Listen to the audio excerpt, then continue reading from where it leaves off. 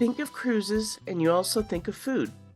I'm Courtney Drake McDonough, publisher and managing editor of Real Food Traveler, a digital culinary travel magazine covering the world. Welcome to another Real Food Traveler podcast.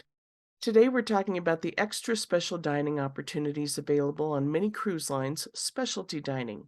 The food scene on cruise ships is one of the biggest draws to going, let's face it. No matter what time of day, there's a buffet or a restaurant serving a huge variety of delicious foods. But many cruise lines also have what they refer to as specialty dining restaurants, separate, smaller places that have a certain theme, typically from a certain culture's food, such as Italian, French, or Asian. Those specialty dining restaurants also, in most cases, charge a fee, whether it's a flat fee or a la carte pricing. In a recent article on realfoodtraveler.com, writer Sherry Spitznagel shared her experiences dining at Cucina del Capitano, an intimate Italian restaurant aboard Carnival Cruise Line's Breeze ship. The name of the restaurant translates to Captain's Kitchen, and the menu reflects recipes of the Italian captains and officers on board. Sherry told us about the decor, which, made to feel like a captain's home, included childhood photos and mementos. The night Sherry and her family went, the ship's captain did indeed dine at the large round table. She told us about the food, the popular cheesy garlic rolls presented in a cast iron skillet, the antipasta platter, and chicken parmesan. She also spoke about the wonderful personalized service they received in this smaller venue. She and her family members were able to have a nice chat with the server about what life is really like living and working on a cruise ship. That kind of thing can happen in a smaller venue of a specialty dining restaurant on a ship. We've experienced it ourselves on a variety of cruise ships. We always make at least 2 reservations at specialty dining restaurants when we cruise for a nice change of pace from the buffet and the main dining room. One of our favorites was the amazingly creative and entertaining Le Petit Chef on Celebrity Summit when we were sailing in the Caribbean. And we recently had a delicious steak dinner to celebrate my birthday at Cagney's Steakhouse on Norwegian Star during a 2-week cruise in the Mediterranean. When we're on land, we dine out at a lot of different restaurants, and I can tell you these restaurants on the water on these ships are just as top-notch as those you'd find anywhere else. Here are a few of my tips for making the most out of a specialty dining experience. 1. Make dinner reservations while you're planning your cruise. Find out when reservations for those restaurants will open up and jump on that timing because spots fill up fast.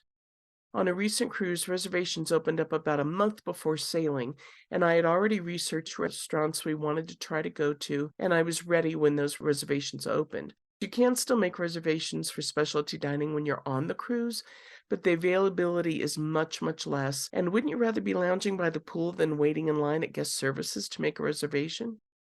Number 2. Consider when during your cruise you'll want to go to a specialty restaurant.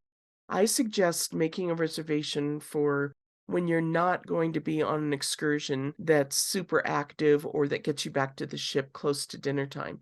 You may feel exhausted and you'd feel rushed and just not up to going to do something special. You want to really be able to focus on that experience and not think about how wiped out you are. So plan it for a day when you'll have time to dress up a bit and really enjoy the experience. I also suggest spreading out the reservation over the course of your cruise so that you have something to look forward to, not all packed together, but spread out over the time that you'll be cruising.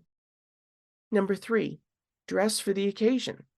Many specialty restaurants on cruise ships have dress codes.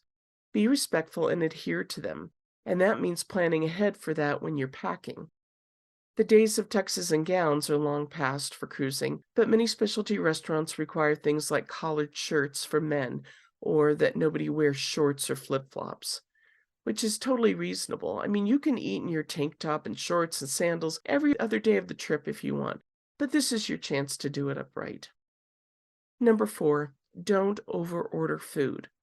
If the pricing is a la carte, that kind of takes care of things because you're paying for everything you order, and that helps keep you in check. But if the specialty restaurant has a flat fee, just because you can order 3 appetizers, 4 entrees, and 2 desserts just for yourself, doesn't mean you should. Food waste is a terrible thing, and a waste, W-A-I-S-T, is a terrible thing to have to mind. Choose a nice variety from various sections of the menu and savor what you order. Cruise ships put a lot of effort and talent into providing high-quality meals, so appreciate and enjoy that. Cruising is such an amazing thing, and the opportunity to see fascinating places, live on what's basically a floating resort, and feast on delicious food is a real treat. Take advantage of specialty dining on your next cruise to make the experience even more special. To read articles about cruising on Real Food Traveler, simply visit our website, realfoodtraveler.com, and search cruise to be taken to a variety of topics from how to pick the right excursion, to getting recipes from popular cruise lines, to finding out about our experiences when we've traveled. And to hear more Real Food Traveler podcasts, including our many fun conversations with people in the food and travel world, just click on the podcast tab on our site. Thanks so much for listening, and happy sailing and dining.